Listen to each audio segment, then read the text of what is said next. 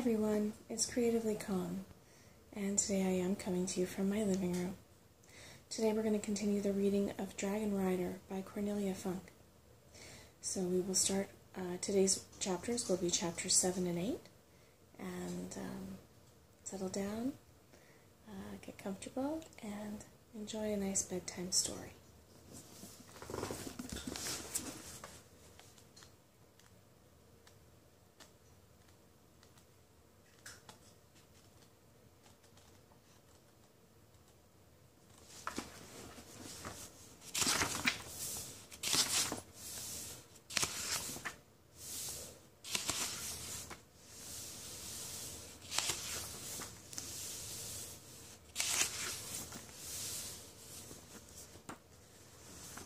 Chapter 7, Waiting for Dark. No one saw Firedrake as he made his escape along the canal. Twice boats came toward him, but they were chugging through the water so noisily that Firedrake could hear them a long way off and was able to dive in good time. Deep down to the bottom of the canal, where garbage got stuck in the mud.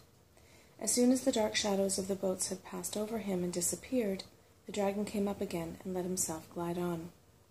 Gulls circled over his head screeching, until he shooed them away with a soft growl. At last he saw a bridge beyond some tall willow trees.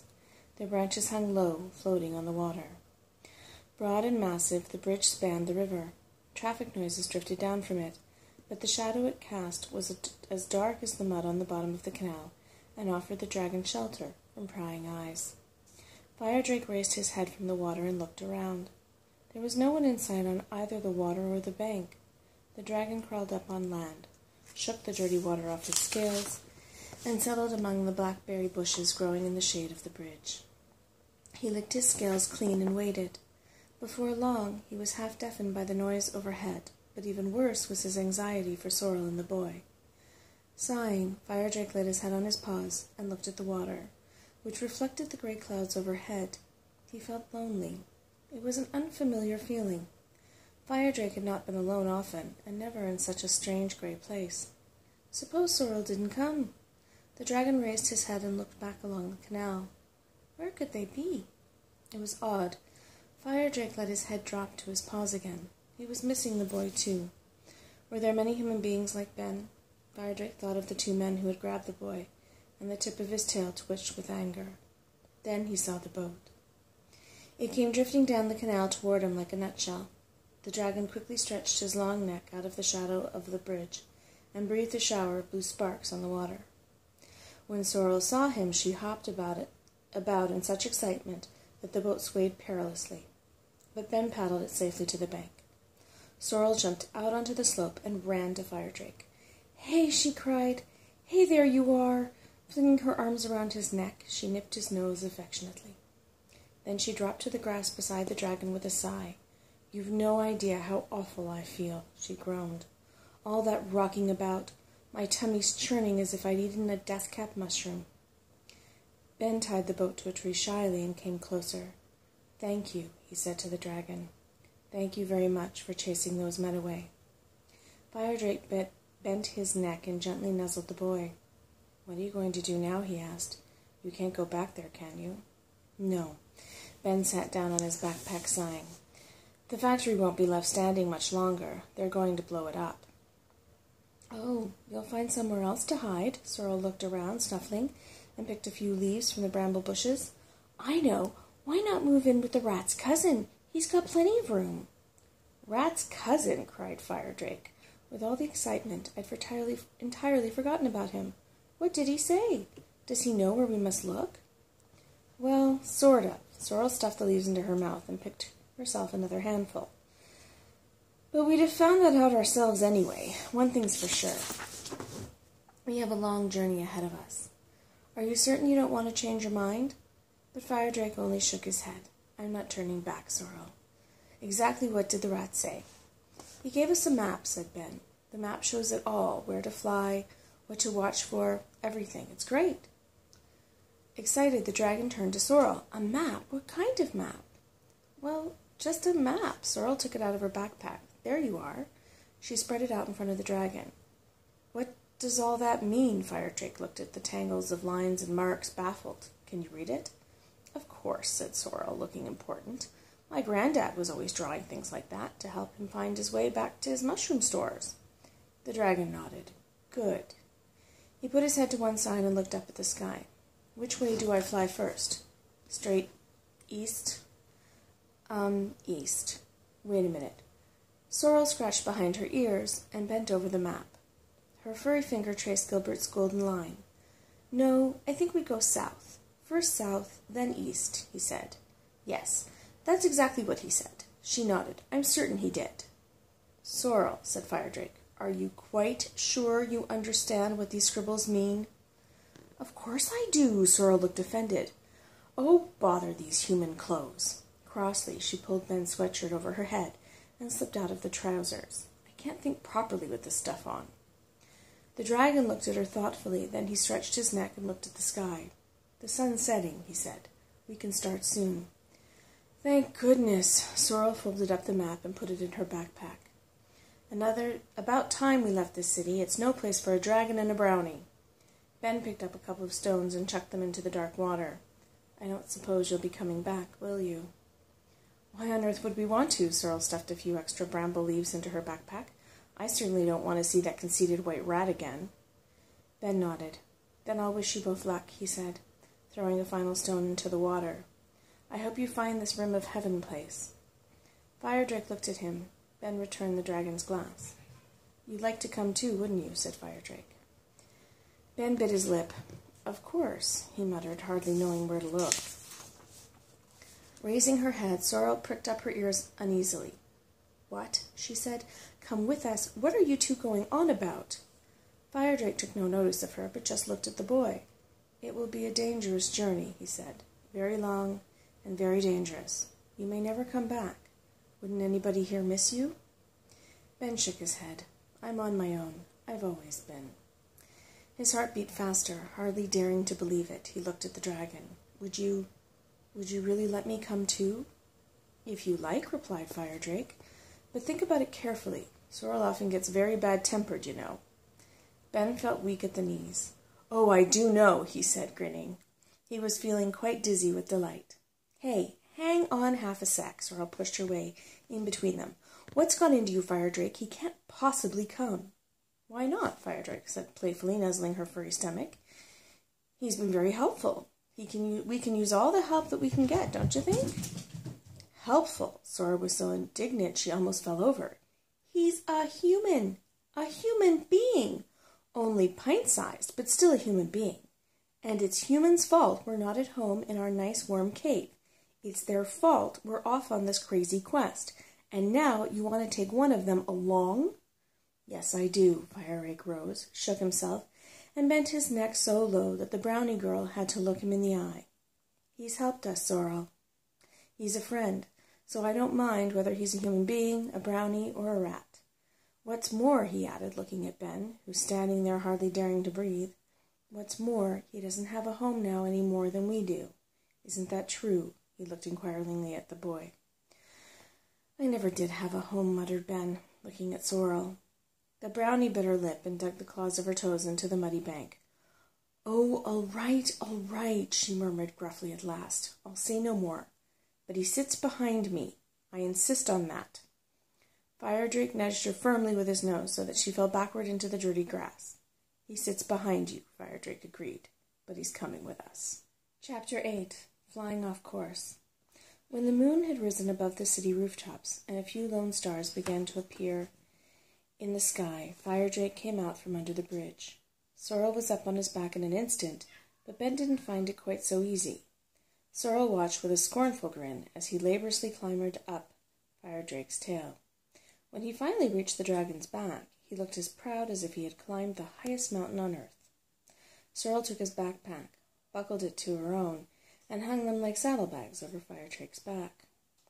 Hang on to the spines of his crest, she told Ben, and tie yourself to them with this strap, or the first gust of wind will blow you off. Ben nodded. Firedrake craned his neck around to look at the two of them. Ready?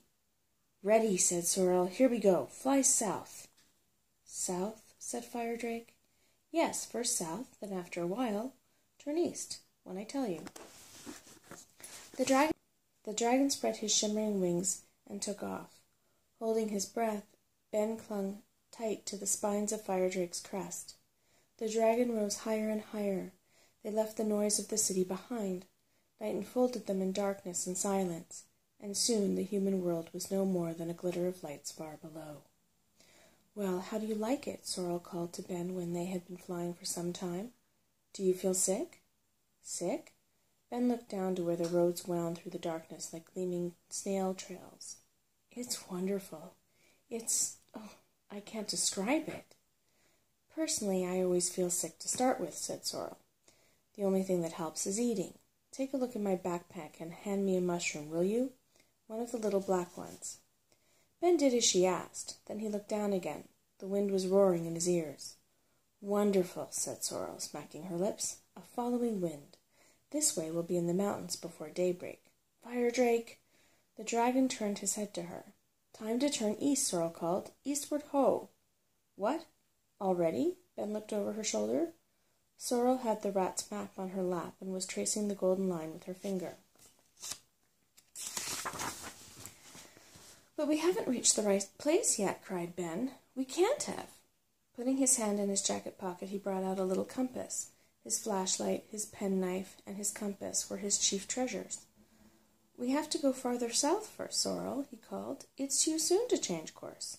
"No, it's not." The brownie patted her stomach happily and leaned back against the spines of Firedrake's crest. "Here, see for yourself, clever clogs." She handed Ben the map.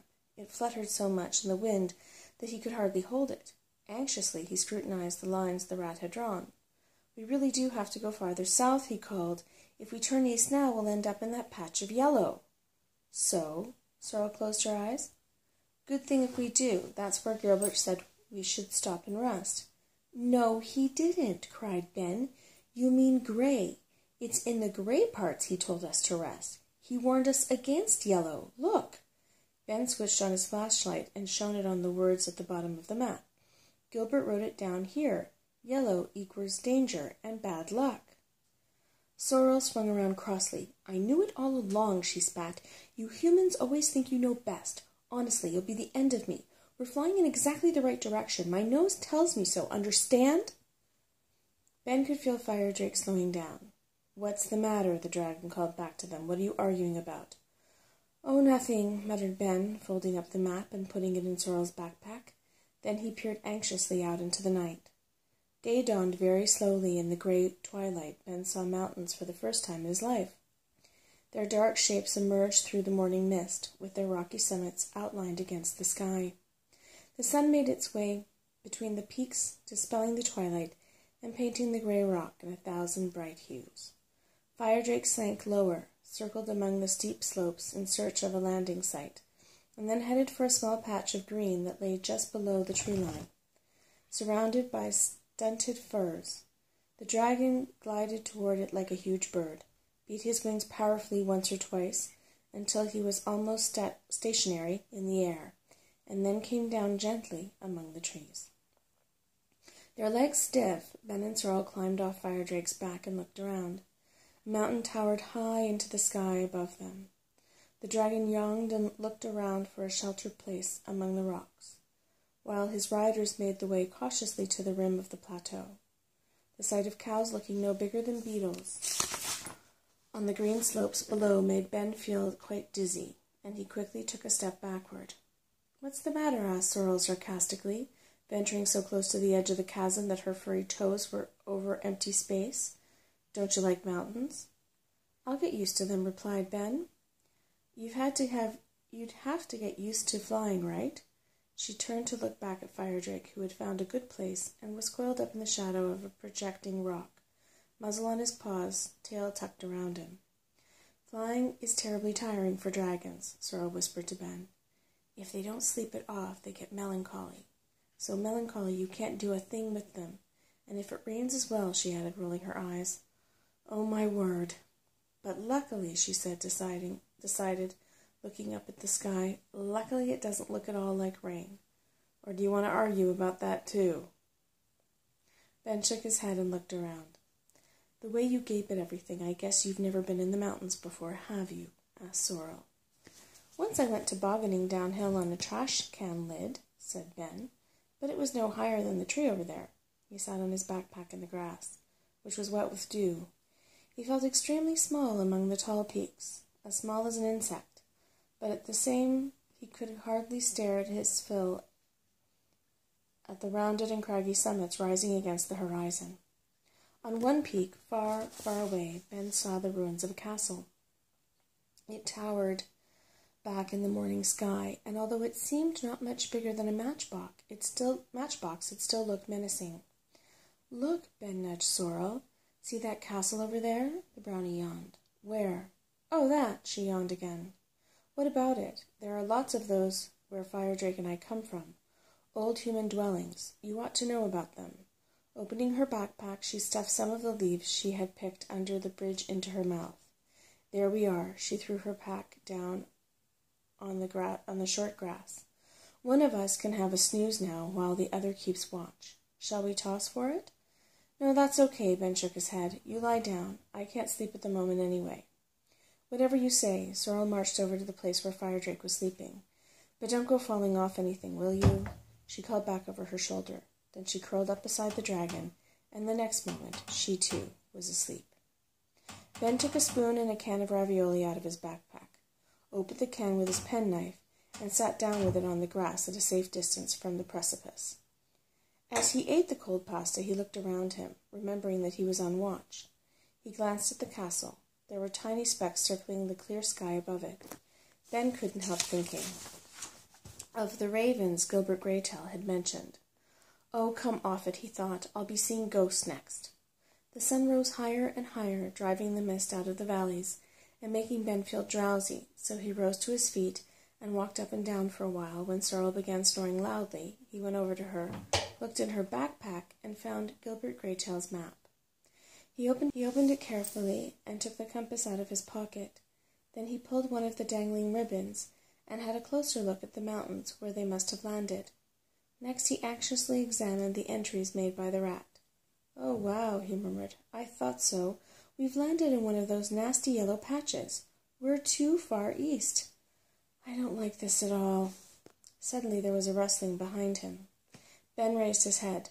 There it was again, perfectly clear. He turned around. Firedrake and Sorrel was still asleep. Only the tip of the dragon's tail twitched in his dreams. Ben looked around, feeling uneasy.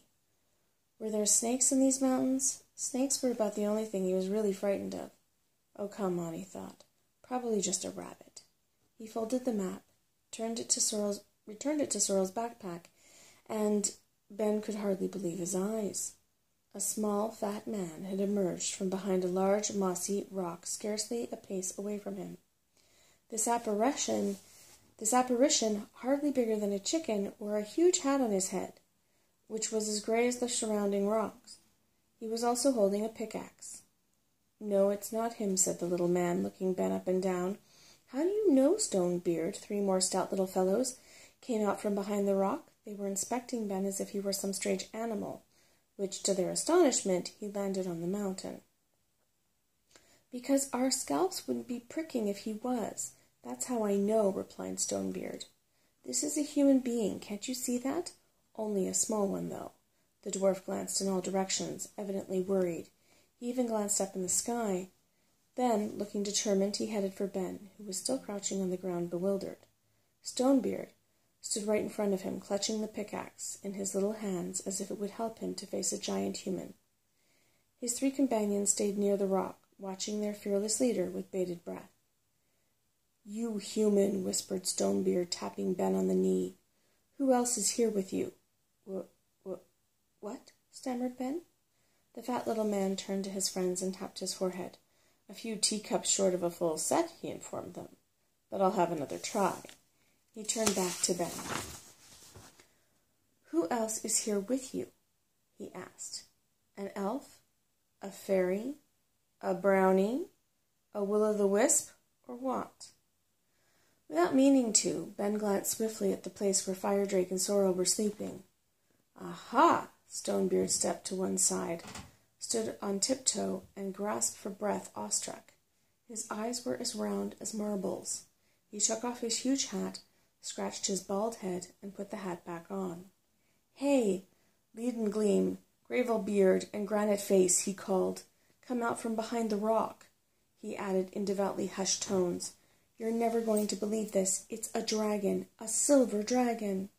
Slowly, still on tiptoe, he crept toward the sleeping fire drake. His friends came hurrying after him in a state of high excitement. Here, wait a minute. Ben had finally recovered his powers of speech. He jumped up and moved between Fire Drake and the little men. They might not be much bigger than large lemonade bottles, but all the same they raised their hammers and pickaxes and stared grimly up at him. Make way there, human, growled the Stonebeard. We only want to look at him. Sorrel, Ben called over his shoulder. Sorrel, wake up. There's a bunch of funny little men here. Funny little men? Stonebeard took a step toward Ben. Do you by any chance mean us? Did you hear that, brothers? What's all this racket? Grumbled Sorrel, yawning, as she crawled out from behind the sleeping dragon. A forest brownie, cried Leaden Gleam in alarm. Mountain dwarves, said Sorrel. Well, fancy that. You're never safe from them anywhere. With one leap she had jumped in among the little men and picked up Leaden Gleam by the collar. The dwarf dropped his hammer in alarm and kicked his crooked little legs in the air. His friends instantly made for Sorrel, but the brownie girl effortlessly fended them off with her free paw. No need to get all worked up, she said, relieving the dwarves of their hammers and pickaxes and chucking them over her shoulder. Don't you know you must never wake up a dragon? Suppose he'd eaten you for breakfast. You look really juicy. Nice and crunchy, too. Huh. Silly brownie talk, said Stonebeard, scowling at the sorrel. But even so, he took 2 tiny steps backward to be on the safe side. Dragons don't eat anything that breathes, said the fattest dwarf, taking cover behind a rock. They live on moonlight. All their strength comes from the moon. They can't even fly when it isn't shining. Oh, very clever, aren't you? Sorrel put the struggling Leaden Gleam back on the grass and leaned over the others. So tell me how you knew we were here. Have you been stupid enough to land right on your doorstep? The 4 of them looked anxiously up at her. Stonebeard nudged the smallest of them. Go on, Granite Face, he growled. Your turn now. Granite Face stepped forward hesitantly, fingered the brim of his hat, and looked uneasily up at the 2 giant figures facing him. No, he said at last, his voice trembling. We live a good way farther up the mountain, but our scalps were prickling this morning. Usually they only do that when we're near the castle. And what does this mean? Asked Sorrel impatiently. Our scalps prickle when there are other fabulous beings somewhere near, replied Granite Face. Humans and animals don't have the same effect. Which is lucky, sighed Leaden Gleam. Sorrel looked suspiciously at the 4 of them. You said something about a castle just now? Ben knelt down in front of Granite Face and looked inquiringly at him. Do you mean the castle up there? We don't know anything, called the fattest dwarf from behind the rock. Not a thing. Shut up, Gravel Beard, said Stonebeard.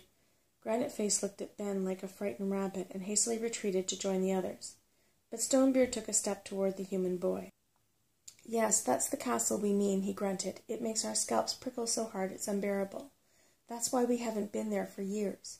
Even though the mountain where it stands has such a strong smell of gold, it's enough to lift the hat off your head. Ben and Sorrel looked up at the castle. Who lives there, then? Asked Ben, not liking the sound of this. We don't know, whispered Granite Face. No idea, muddled Gravelbeard, giving Ben and Sorrel a nasty look. And we don't want to know either, growled Stonebeard. Evil things happen up there. We don't want to know, do we, brothers? The 4 all shook their heads again and drew closer together.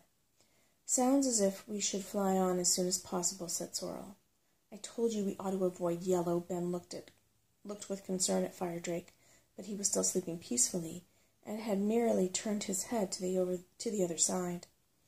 We didn't fly far enough south, but you wouldn't believe me. Yes, all right, Sorrel pensively chewed her claws. Nothing to be done about it now. We can't leave this place before sunset, and Fire Drake needs to sleep all day or he'll be too tired to fly tonight. Right. She clapped her paws. This is a good chance to stock up on provisions.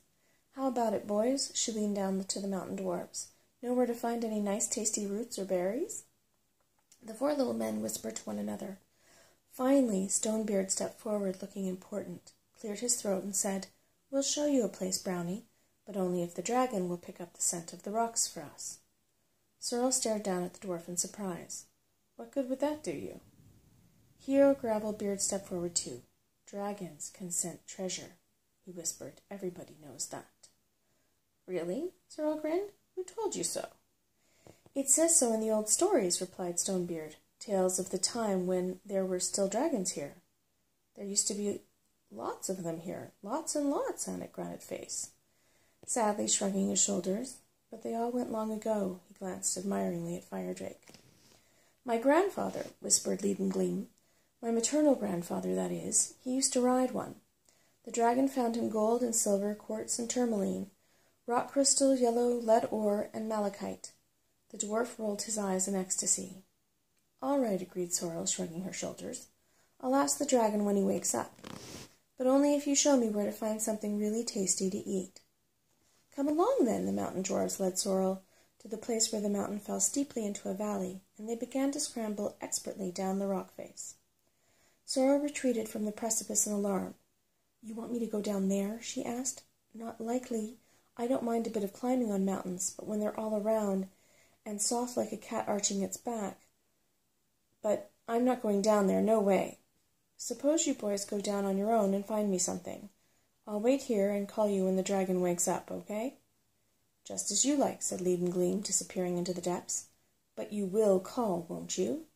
"Brownie's honor," Sorrel was shaking her head as she watched the little fellows go. They were jumping from rock to rock as nimbly as fat flies. "I hope they know what brownies like to eat," she muttered. Then it was her turn to go on watch. Unfortunately, she never noticed Gravelbeard, the fattest of the dwarfs, part company with the others and disappear inconspicuously beneath the branches of a fir tree. And that is the end of Chapter 8. So, thank you for joining me and listening to Chapters 7 and 8 of Dragon Rider by Cornelia Funk, and next week we will read Chapters 9 and 10. Good night, YouTube.